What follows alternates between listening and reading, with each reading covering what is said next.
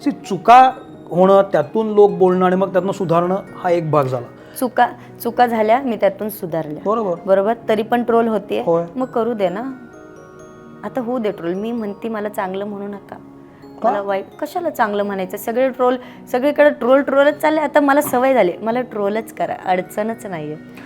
पण ह्या टीकेचा पहिला घाव कधी बसला होता की अरे असं पण असतं, ही पण एक वेगळी बाजू आहे जी आपल्याला ज्या वेळेस मी माझ्याकडनं चुकून हावभाव झाले होते त्यावेळेस पण ते चांगलं झालं.